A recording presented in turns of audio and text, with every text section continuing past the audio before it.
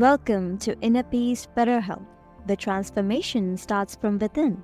Today, we're joined by Alex Duenas, a college dropout turned fitness entrepreneur who has spent nearly 2 decades helping people overcome vices and master themselves through mindset, discipline, and wisdom.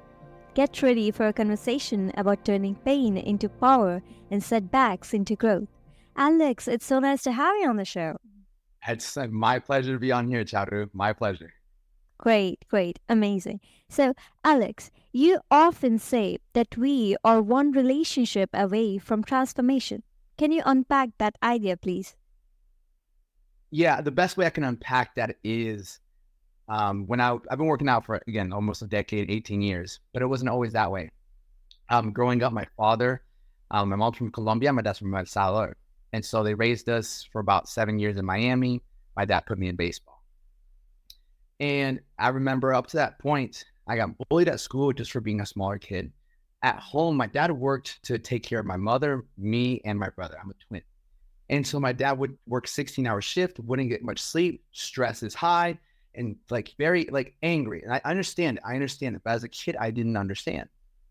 And so at home, I was kind of fearful. My father, Hispanic families, they can be very verbal and physical at times. Doesn't mean they don't love us. That's how Hispanics are. And so at home, I was scared. School, I was scared. So the whole time growing up until 12 years old, I saw girls. I always wanted a relationship. I always wanted a cute girlfriend. And so when I was 12 years old playing baseball, across the dugout, I saw a buddy of mine. His name's Chris. And Chris at this point was baseball player, football player, straight A students. His parents, they were really good with discipline. And I saw him talking to a really cute girl. And when I saw that, I saw my future. I was like, that's what I want. I just want that. And he just happened to have these really good arms. I'm like, how does he do it? So then I went up to him. I asked him, hey, can you show me what you do? Like how you do it? He's like, yeah, sure. Because his dad worked out. So his dad showed him how to work out. So on 2 days later, I went over to his house.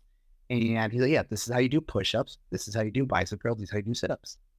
Once he showed me that, I took a trip to Colombia, 12 years old, for 3 months. And when I went to Colombia, I happened to buy this little machine. It was called the perfect push-up. It's just you two circle things and you push up, you twist. But the most beautiful thing that it came with was a calendar. And in that calendar, it had a beginner, intermediate, advanced. So I had a workout plan. I had a workout routine from the get-go.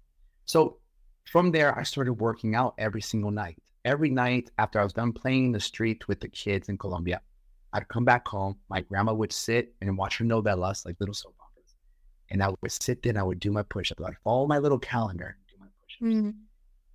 That was the start of my 18-year journey so far. And if it wasn't for Chris, for me going up to him, I would have never been introduced to this thing that has gotten me through so many obstacles in my life. And honestly, it has helped me change people's lives. True. I feel like it takes so much courage to try to come out of something that you're scared of. And I want to congratulate you for that.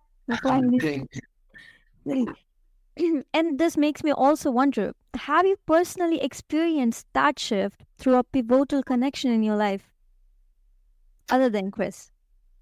Yeah, oh, absolutely. I've had, I believe that in a quote is we don't get to choose our parents, but we get to choose who we learn from.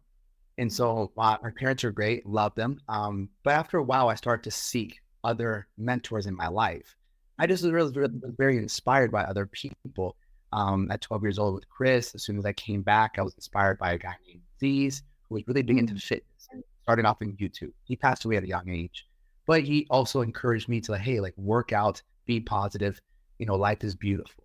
And I would listen to Eric Thomas, Les Brown, Inky Johnson, all these different motivational speakers, because I wasn't always that positive. Again, at home, me and my dad would always fight, but I would listen to these videos and they would just encourage me. Today I was giving a lecture and there's a very big quote that that I've been living by. It says, the poorest man is not the man without a penny. The poorest man's a man without a dream. Chase your dreams. And that really motivated me because with entrepreneurship or finances, my parents didn't come from anything crazy. When you're down bad, what keeps you going? Like, do you think you're really poor because you have no money? But that taught me, it's like, you might not have money, but if you have a dream and you still have something waking you up in the morning, you still have hope that it's not over yet. And so that's different people have helped me. I've always looked up to people who had a level of discipline and who inspired me with their words, because words can move you. Words can either make you want to hate life or words can make you want to love life, Sure. you know? Yeah, true. And I feel like it's really incredible how influence can redirect an entire trajectory of life, I feel like. Absolutely. And and but oftentimes it so happens that after that awareness begins and people don't get the courage to start. They don't understand where to start. For people like them, vices are deeply personal struggle, I feel like. So how do you guide someone to confront theirs without feeling overwhelmed or defeated? Perfect question. See, I truly believe. So I've been a personal trainer since I was 19. I'm 30 years old now. I been training people. I had my first gym when I was 25 years old, but it wasn't always that. One thing that I've learned now, having an online coaching business and not really seeing people in person and still getting great successes, I've learned that the reason people don't really start is a couple. One of them is like they've started before, but they didn't get success. Mm. So they tried and they failed. And so in school, we're taught failure is bad. You get an F, bad. Like you did wrong. Nobody likes to feel like a failure. Nobody likes to feel less of what they can be, not good enough.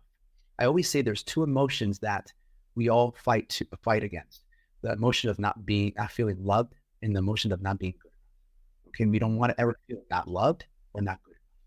So whenever we fail, we try something, it gives us a bad taste in our mouth. We're gonna stick to what's comfortable. At least we know this works. That's the first one, bad experiences. The second one I've learned is that people think they have to do a lot more than they think in order to get results. Example, so I get clients that haven't worked out in months, in years, and they need to lose like 50 pounds, 60 pounds, 30 pounds. In their minds, they think, man, I got to go to the gym for an hour. I have to work out, do cardio, have to come back. And they've done that before. They just can't. When they come to work with me, I'm like, listen, can you give me 4 to 5 days, 10 minutes at home? They look at me like, 10 minutes? I can do that. That's easy. That's a bite. I can do that. And that has been the jump start for most of them, because like, what do you mean I only have to do 10 minutes? The goal here is consistency. Consistency. So a lot of reasons people don't either take action, they failed before, or they just, it's too much. I can't do it. Like, why am I gonna go do this thing for this long when it doesn't give me what I want? And that's why everyone looks for motivation. Everybody looks for motivation because in their mindset, it's like, if I'm gonna do this thing that doesn't give me what I want, I might as well do it when I feel like doing it. Mm-hmm. You know, because I tell them, like, you go to work. How many times do you wake up not motivated, super tired, maybe hungover, and you still go to work? How many times? All the time, right? But why? Because you know, if you work 8 hours, you are going to get paid. So regardless how you show up, you're going to get paid. But the gym or fitness or entrepreneur is not that way. You just can't show up and get the reward. You have to actually put in the work and know what you're doing. And people just, it's too much. And that's why that's why they don't start. They don't get what they want. And I tell people, I'm like, it's not that you can't. Driving a car is not hard, but driving a car blindfolded is difficult, right? You can't get where you want to go if you can't see where you're going. True, true. And I feel like in this process, mindset is really important, like having the right mindset. And this brings me to our next question, which is mindset is central to your philosophy. How do you cultivate a growth mindset in moments of extreme challenge? Perfect. So what is ultimately mindset, right? Everyone throws the word mindset. Well, what is mindset? Mindset is ultimately picking the thought that's going to help you get closer to your goal. So if it's picking the positive thought over the negative thought. And so when people are dealing with these challenges, I call it stacking wins. So the first win of the morning is waking up early. It's by far one of the hardest things for every human being to do, or to decide to wake up earlier than we can to get the day started. Everyone has a hard time waking up early. And that's why it's so valuable what we do. So the first thing I do, for example, I wake up at 3 o'clock in the morning every day. And I tell my clients or my people that watch my Instagram, my TikTok, I'm like, look, if you can wake up at 3, 4, 5 o'clock in the morning, if you can get that up, that's your first win of the day. Because most people only wake up for money. You're only waking up early because someone's paying you to do it. You're not waking up to work on yourself. Hmm. And so I tell them, wake up early. That's the first thing you do. Once you do that, that's gratitude. You're deciding to go live your life. Once you do that, you go right into some coffee and read something positive. I read scripture. I tell my clients or my people, read something positive. Because in the morning, I got to go to work. It's so early. We're flooded with negative thoughts. Flooded. No. The first thing I do when I wake up is I take a photo of my wake up time. I look for a positive quote and I post it on my social media. That is the first thing. So the minute I wake up, I open my eyes, I take a photo, I look at the positive quote and I post it. So immediately I'm already injecting positivity into my mind. And after we're done drinking our coffee, we get ourselves some reading, we go right into the workout, whether it's a 10-minute workout, whether you go to the gym, that's 3 wins. You woke up early, you read something positive, you got to work on it. Once you're back, you eat something that helps your body, benefits you, gives you energy. Before it's even 8 o'clock, before it's even 7 o'clock, you already did 4 things that made you feel better about yourself, give you energy, you build respect. And so when you do that, you're already practicing discipline. You feel great versus waking up snoozing. Okay, now I'm running late. I got to get ready for work. I got to go. And when you go to work, what do you face? When you go to work, the first thing you're faced with is problems. So now you're, I got to deal with this. You don't feel good about yourself. You don't feel you don't feel proud. You just woke up, you're in a hurry, you're in traffic. Of course. And that's when everything becomes much more difficult throughout the rest of the day versus I've been winning all morning. It's 8 o'clock. I worked out. I read something positive. I feel good. I'm proud of myself. What's next? I've been winning all morning. I can do this. I can do this. You're proud of yourself. Yes, yes. And I had this discussion with someone yesterday where we were talking about how we cannot give our best outputs if we are not at our best selves, if we are not being our best selves. So it's wonderful how you said that you are waking up because you have something to do and not because you are waking up for you, not you're not waking up for your own self. And that's just it's just like a reality check for many people, almost to me too, because I used to wake up during college only for going to college. And then I started, no, I gotta work on myself. I have to wake up early and do some practice. And that really worked and that changed my whole day, my whole day's mood. So it is wonderful, I feel like, waking up Every early for yourself, not because you it, have something to do. Sure. it's just because you're never gonna say, oh man, I woke up early today. I can't believe I woke up early today. No, but you will say, oh, I overslept today. Oh, I snoozed today. I overslept today. One makes you feel guilty. One makes you feel proud. And see, I tell people the biggest confidence killer is feeling guilty, doing something you're not proud of. I overslept. I went to the gym, but I didn't go. Oh, I've been meaning to do this. Oh, I ate something I wasn't supposed to. Oh, I shouldn't have ate that. That kills your confidence. And confidence is just a sense of feeling good about yourself. Now you don't feel too good.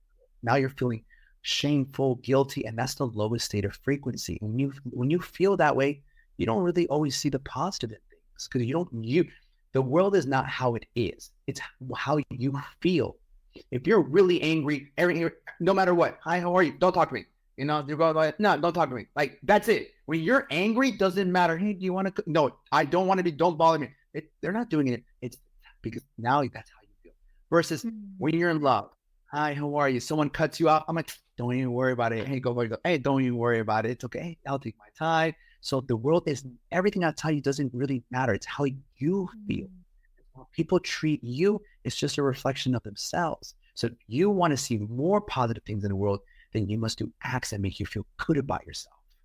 True, true, true. I feel like we must put daily discipline practices, consistent small steps into our life that will totally change how we are feeling that specific Yes. day, I feel like. Yeah. And this brings me to our next question. You emphasize transforming pain into purpose. So, can you share an example from your journey where this principle radically changed your path? Yeah. So I would say when I had moved to, I was 20, about 25 years old. I was in a really bad relationship. Both partners. I wasn't good. She wasn't good. I cheated. She cheated. I've learned from my mistakes. Okay. Growing up, my dad, I love my father. Okay. I'll never get to take it away from him, but he didn't give me the best advice. Growing up, he told me, hey, you always, like, he's been divorced a couple times. And I asked him, like, 15 years old, Dad, like, what advice would you give me when it comes to it? He's like, you always want to have like a couple women in your life, things like that, which is not the best advice to give a 15-year-old. It's not. I battled with a lot of lust. I battled with a lot of lust because early on, I don't care what people say, I fell in love with what I considered love, with this really cool blonde girl. And then I fell in love with this other girl, and they both kind of left me, and I was just heartbroken, massively heartbroken. And at that point, again, what I said, not feeling good enough or not feeling love are two of the most painful emotions of human being. And I felt those. And that's another thing that pushed me to continue working out. Because no matter how I felt in my life, whether I wasn't doing good at school, whether I was fighting with my parents, whether my relationships weren't working, when I got that workout in for 30 minutes, I did those push-ups, I did those curls, I just felt good about myself. Like I didn't have to rely on anybody else, school, my parents, or these girls to make me feel good. I could, every single time I get there, my whole world changed. I could be upset. I could be sad. I could feel hopeless. But if I get there for 30 minutes, I was breaking a sweat. I'm like, I get up smiling, like nothing ever happened, like nothing. And does that mean all my problems were fixed? No, but the problem was never the problem. It was how I felt about my problems. I didn't Hmm. feel good about my problems. And I tell people that it's like your problems are possibilities, they're opportunities. But the issue isn't the problem because every obstacle is just showing you what you need to work on. But if you are in a negative state of mind, a doubtful, fearful mindset, you cannot see the hope. You can't see it. So getting yourself to move, getting your heart rate up, doing something again that makes you feel proud of yourself changes how you look at what's in front of you. And Hmm. so those were some of the times where I turned a lot of that pain into purpose because of what could I do? I was never a big fan of, like, in the early stage of my life, like alcohol or drugs. There were never, like, my parents were very disciplined with me. But I always turned to that. I began after Chris showed me how to work out. In those 3 months I worked out, I really changed my body. I realized that that was it. So every time I fought, every time I did that, I just went towards that workout and I felt good instead of running towards like the vices. Hmm. True, true. And this makes me wonder, how can our listeners recognize similar opportunities in their own hardships? Beautiful question. I always say, look, I'm going to be honest. I really truly believe in accountability. I really truly believe in listening, who we listen to. So self-mastery begins with what we ingest, okay? Through our mouth, through our ears, through our eyes, whatever we watch. There's times where we watch a motivational video and we feel inspired, okay? So if you're doing this by yourself, I would find someone that's motivating and watch them. Like, almost hypnotize yourself. When I was younger, that's what I would do. I would listen to these motivational speakers over and over and over, and I would just allow them to override my negative self-talk. And I tell people, I'm like, when people say I'm overthinking, I'm like, you're not overthinking, you're over listening. Because all you're listening to are thoughts of, you can't do it. How's this going to work? That's not fair. Why didn't they text me back? Where's my boss? You're not thinking that. There's all negative thoughts. I call it the serpent. I mean, you always have God, you always have the devil. I mean, you have the serpent telling you all these things, only bringing you down. Whereas God wants you to think of love, joy, abundance, like happiness, gratitude. So I would say it's giving yourself a small task. Today I'm doing 5 push-ups. It's not much, but I would ask him, how many did you do yesterday? None. How many did you do last week? None. Okay, so that's 5 more than you did the past 2 weeks. Stop comparing to what you think. You don't have to do this much. You don't climb Mount Everest taking a massive step. You look at the first thing in front of you. Okay, one step. If you do 5 today, then 5 tomorrow, then 5 tomorrow. And before you know it, you start to build that momentum because you're always going to feel great after doing something like that because it makes you feel good about yourself. So start small. Don't People overlook the small steps. They think they have to do something massive, but it's consistency. True, true. It's always the small and consistent steps that help you heal and transform, I feel like. It's not the big, big jumps that you make. They don't take you far, I feel like. At No. some point, you'll stop. You'll get stagnated, I feel like. But if Mhm. you go by the small and consistent steps, it will take you a long way, I feel like. 100%. 100%. True, true. And for someone stuck in a cycle of self sabotage, what's the first practical step towards discipline and self mastery? So if you're stuck in the self, I would start. The first step is I would just find you need to find a level of, I would say, waking up early. You need to wake up. You need to have some sort of direction, right? You need to have some sort of, like, if I found someone like you're completely, I would speak to them. I listen, start small, like wake up this, but you need to listen. You need, because what's happening is the reason you're self-talk, because you have a lot of negative self-talk, a lot. You're speaking so negative about yourself. It's very difficult. You need to drown that out. You can sit there and read some scripture. I love scripture, but I'm going to be honest, reading scripture is not easy, And I tell people, how do we get closer to God? I'm like, one of my lowest points where I found myself, where I lived in Gainesville, about 5 years ago. I had just moved here with my ex-girlfriend, and about a month into it, we broke up. So I found myself in Gainesville, 25 years old, $300 to my pocket, just a regular car, no job, no degree, sitting there with $10,000 in credit card debt, thinking, what am I going to do? What am I going to do? I felt like I'm 25. I worked so hard on like this bodybuilding thing that amounted to, in my opinion, like nothing. I'm like, so now what am I gonna do? I'm living at my friend's house, and I'm at rock bottom, right? Rock bottom. And I'll never forget being in this room. It was cold. It was December, and I had an air mattress, sleeping on an air mattress, and I sat on the corner of the air mattress, and I said, there's only one person that can help me. I grabbed the Bible, I opened it, hoping by the miracle that I would just come across a page and it would tell me everything I needed to know. Like I just opened up like a movie, and only to open it up and it's nothing. Nothing came from that. And I'm like, well, there goes that. It doesn't work that way. The next day, one of my mentors, my coach who coached me through my last bodybuilding, called me, and we talked for 45 minutes, and he simply put, Alex, all God wants is a relationship with you. That's it. That's all he wants. So the next day, like, this book called Jesus Calling was like landed on my lap. I don't know how. And all it was a daily devotion. Every single day you read one little page. And really the premises of the whole book is, I love you. I know what I'm doing with you. Have some faith. Keep pushing through. I have you by your right hand. Everything's going to be okay. Just keep pushing. So by just starting that off and just starting to rewire them, everything's going to be okay. Like having faith is so important, because you got to look for the light in the dark times. And you have to understand, if there's an up, there's a down, there's a left, there's a right, there's a good and a bad, there's a good and evil. There has to be a positive in whatever situation you're in. You just have to look at it. And the best way to find it is to get yourself to do some sort of physical activity, even if it's just 5 push-ups. Positivity, and do some sort of exercise. I'm not asking you to go run a marathon. I'm not asking you to go to the gym for an hour. I'm not asking you to do anything.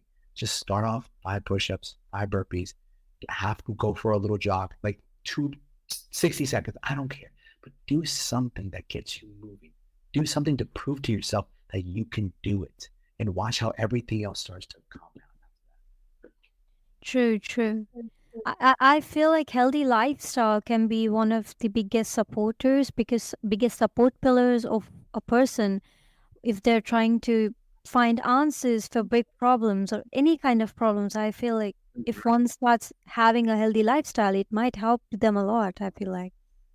It changes the way you think. It makes you, because again, the problem is not the problem. It's how you feel about the problem. You don't feel good. Of course you don't feel good. You have to earn that feeling, the feeling of positivity, the feeling of, like, those things are earned. And when you're that's earned after doing something difficult. We feel the best when we overcome something hard. And so something hard can be a 5, 10 push-ups. Waking up, when we wake up early, we're so proud. I woke up early today. I woke up early today. I woke up early today. Like, you tell everybody in the office, you tell everybody, like, yeah, I woke up early today, because you're so proud of yourself. You did something difficult. And so when we're feeling so down of ourselves, it's because we're either drinking, smoking, eating whatever we want, watching pornography, procrastinating, doom scrolling. Whenever you're doing something so easy, delayed, instant gratification, always leads to delayed pain. You do something that makes you feel it instantly, it will always delay the pain. You will feel the pain later. True, true. I feel like most of the solutions for problems are something that come from our inside. You just gotta dig deeper, I feel like. Yes. And And this brings me to another question, like for people who found that, who found the answers, solutions, but they are finding it difficult to maintain that momentum. mhm, So, and the initial motivation just fades away. So, for people like them, what kind of suggestions can you give? I would say you have to get results. You have to get results because results are motivating. If you make progress, if you see it's working, you're going to want to continue doing it. I go back to the analogy of the job. You go to your job, whether you're motivated, whether you're not motivated, whether you're tired, you're hungover, whether you hate your job, you still go. You still go because you know you're gonna get paid.